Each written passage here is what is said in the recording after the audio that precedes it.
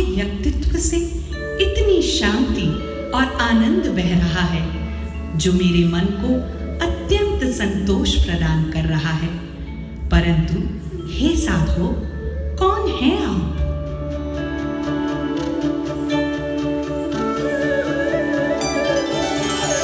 अहं निर्विकल्पो निराकार रूपः। अहं निर्विकल्पो निराकार रूपः चिदानन्द रूपः शिवोऽहं शिवोऽहं शिवोऽहं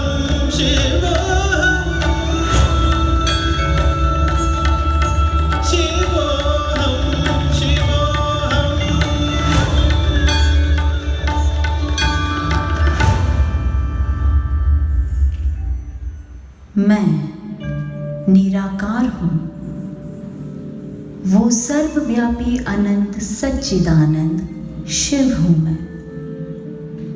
परब्रह्म ने मुझे तुम्हारे मार्गदर्शन के लिए भेजा है, क्योंकि मैं भी इस दर्द से गुजरा हूँ, परंतु अब मैंने स्वयं को पा लिया है। हे प्रिय साधक, आओ और अपने स्वयं के सत्य को पाओ। आओ मेरे संग इस सुंदर दिव्य यात्रा पर।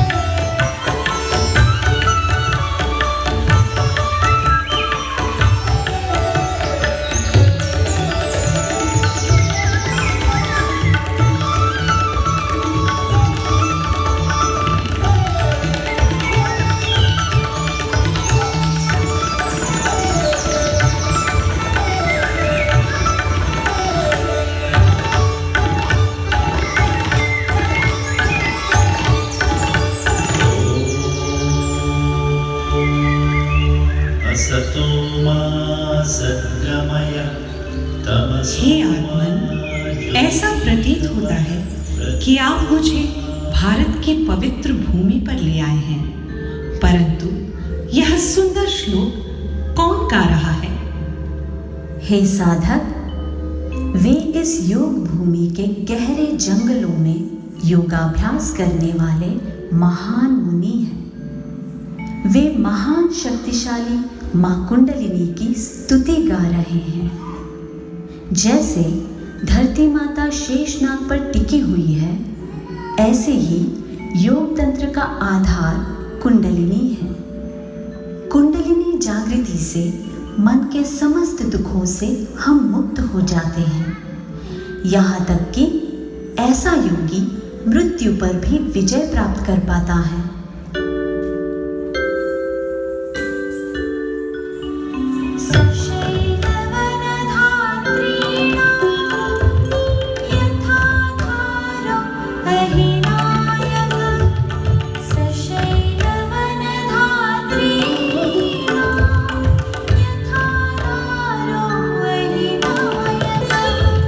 सर्वेषां योगतन्त्राणां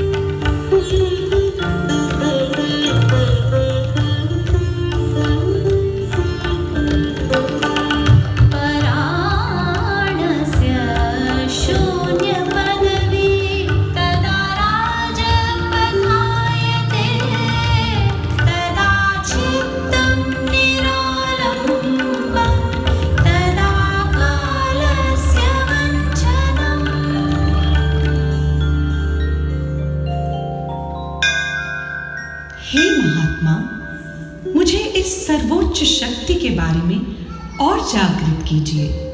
यह महान मातृ शक्ति कौन है? वह कैसे दिखती हैं और कहाँ रहती हैं?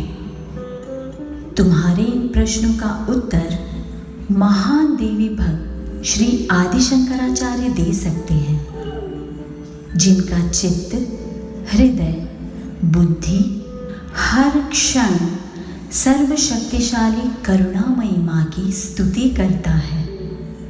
उसी देवी की स्तुति में लीन वे कहते हैं, हिमालय की पुत्री के हाथों में अनेक अस्त्र है। कामदेव, जिनका फूलों का धनुष है और प्रत्यंचा मधुकर की बनी है, देवी की एक नज़र उन पर पड़ते ही वे तीनों लोग जीत लेते हैं।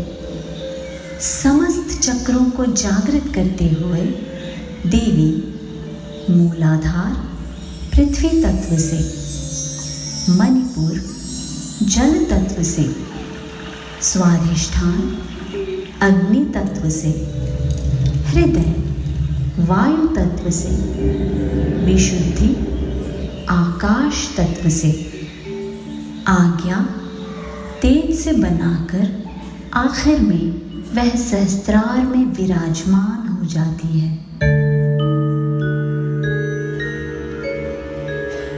धनु पुष्पम मोर्बी मधु,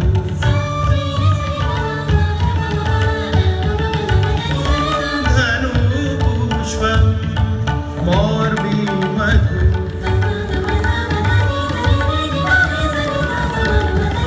धनु पुष्पम मोर्बी मधु, करमयी पंचविशिखा,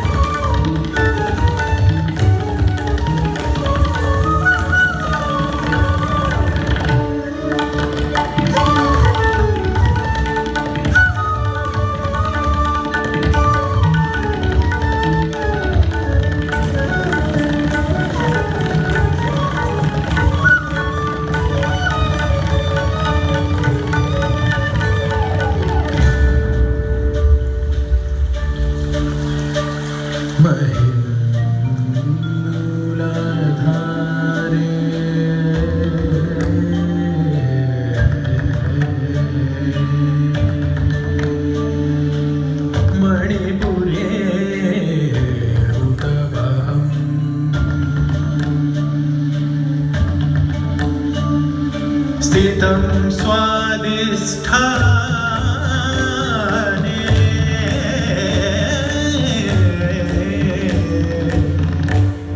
हृदि मारुतं, आकाशं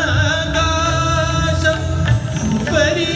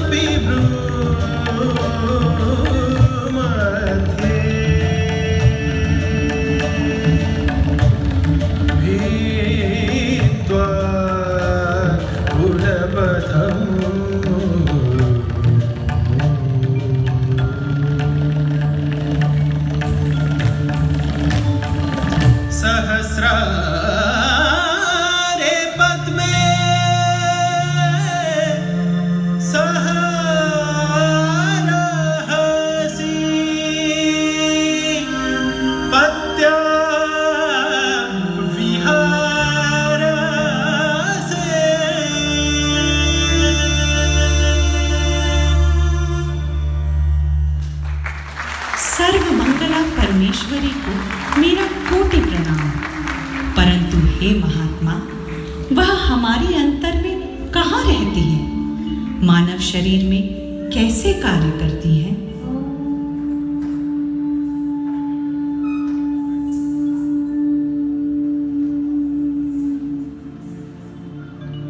आता विश्वात्मके देवे। कितनी अद्भुत स्तुति है। यह मुझे असीम आनंद से भर रही है। यह किस ओर से आ रही है? यह संत ज्ञानेश्वर के सुंदर काव्य है।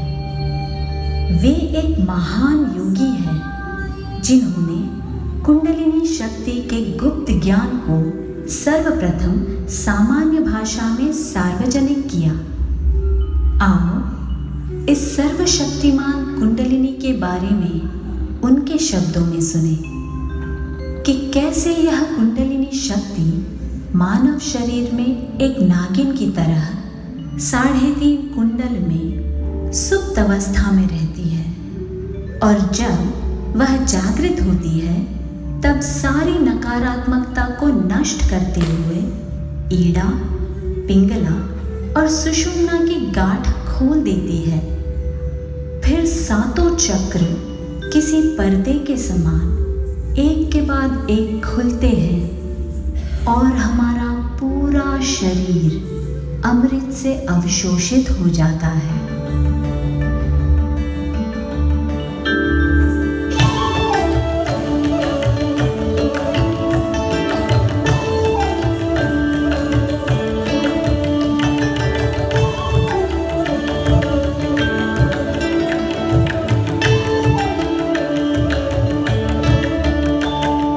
शक्ति करे उजगरा कुंडलिनी ते, शक्ति करे उजगरा कुंडलिनी ते, कुंडलिनी ते, कुंडलिनी ते, शक्ति करे उजगरा कुंडलिनी ते, शक्ति करे उजगरा कुंडलिनी ते।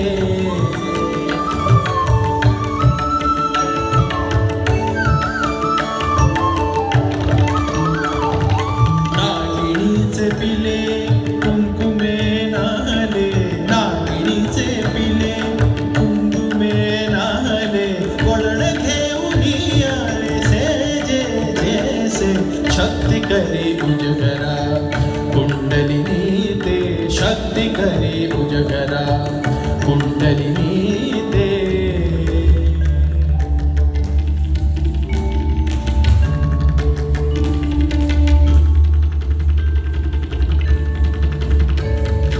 शक्ति करे उजगरा कुंडलिनी ते, शक्ति करे उजगरा कुंडलिनी ते।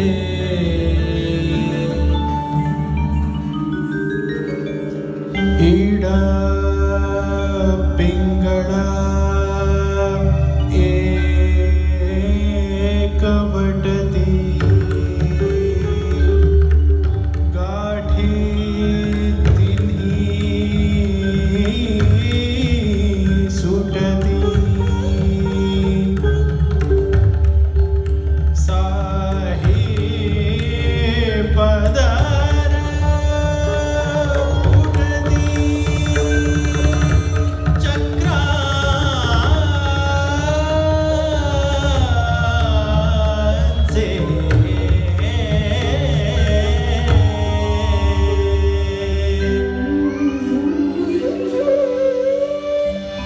तेने नाड़ के रस भरे,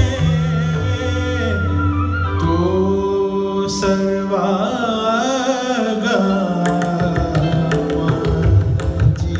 संचरे, जेथींचा तेथा दूरे, प्राण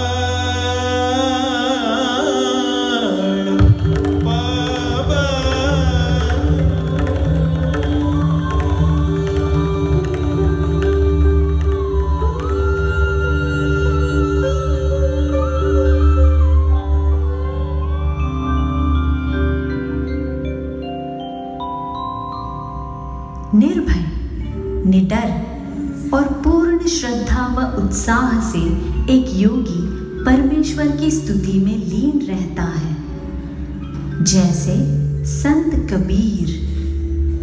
हे साधक, आओ उन महाकवि के दिव्य शब्दों में लीन हो जाएं।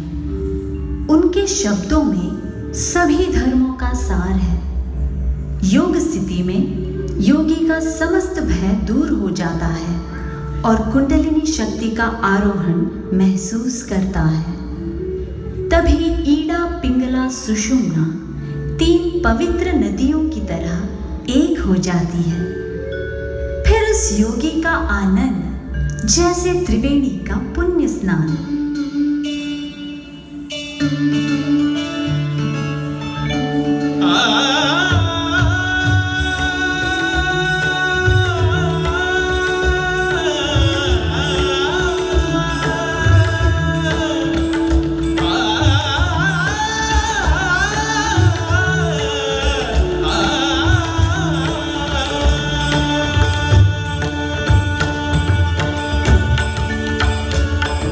निर्भय निर्गुण धुन रे गंगा, निर्भय निर्गुण धुन रे गंगा गंगा, निर्भय निर्गुण धुन रे गंगा।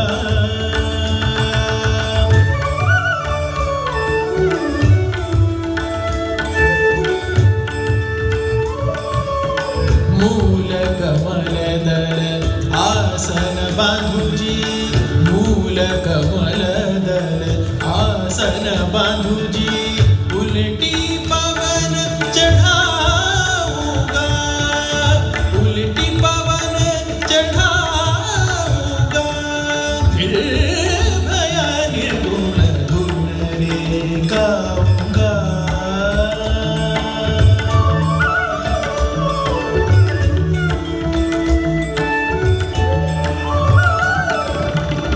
इंगल पिंगल सुषुम्ना नाड़ी जी, इंगल पिंगल सुषुम्ना नाड़ी जी, त्रिवेणी पे नहाऊंगा, त्रिवेणी पे नहाऊंगा।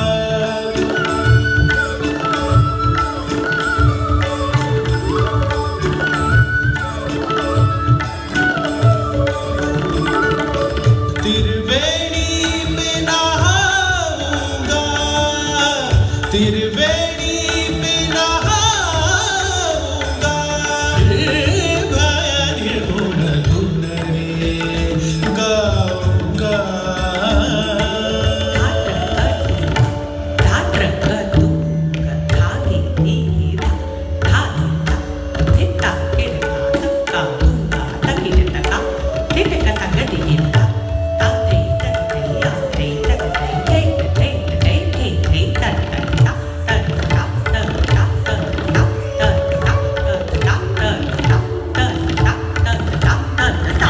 निर्भय निर्गुण धुन रे गाऊंगा।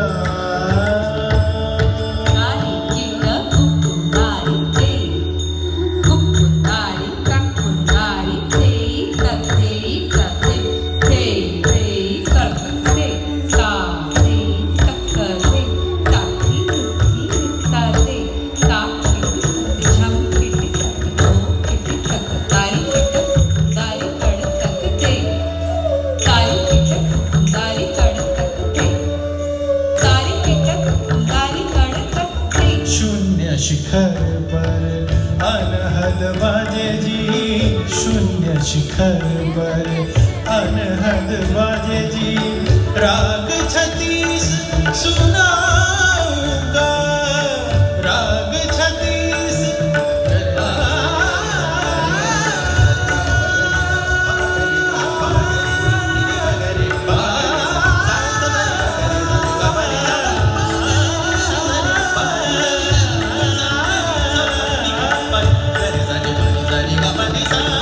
राग 36 सुनाऊंगा।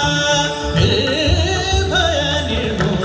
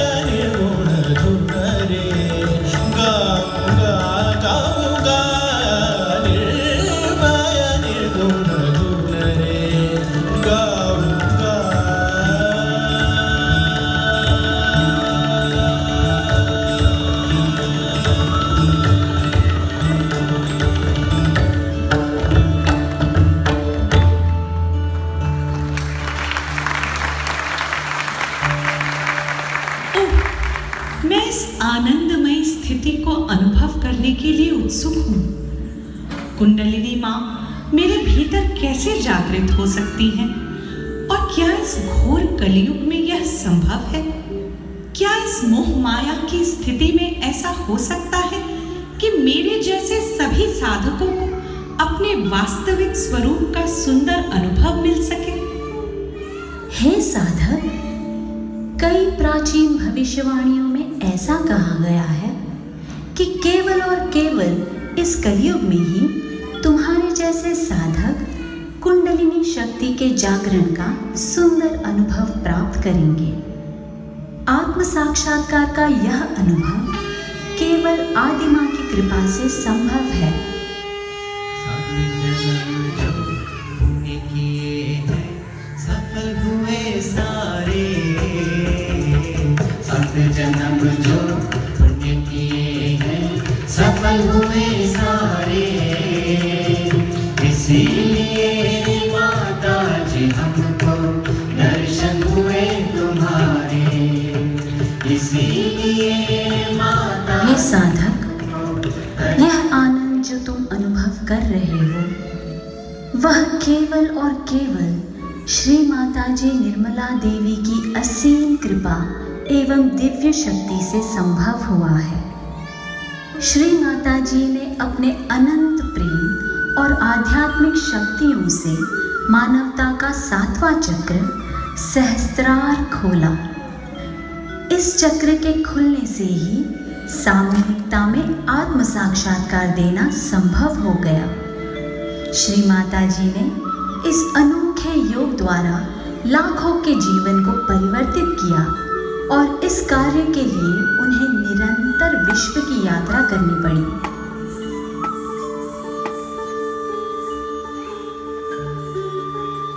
नमन, आपको कोटि कोटि नमन। हे परम पूजनीय माँ श्री माता जी, हम आपको बारंबार प्रणाम करते हैं कि आपने मानव जाति को यह आनंदमयी चेतना प्रदान की। इस परम चैतन्य की अनुभूति से अब मुझे यह ज्ञात हुआ कि सभी धर्मों में सभी संतों महानुभावों ने इस अनुभूति के बारे में क्या कहा है। श्री आदि शंकराचार्य ने इसका वर्णन सलीलम सलीलम कहकर किया। बाइबल में इसे cool bridge of Holi ghost के नाम से जानते हैं और कुरान में इसे रूह कहा गया है।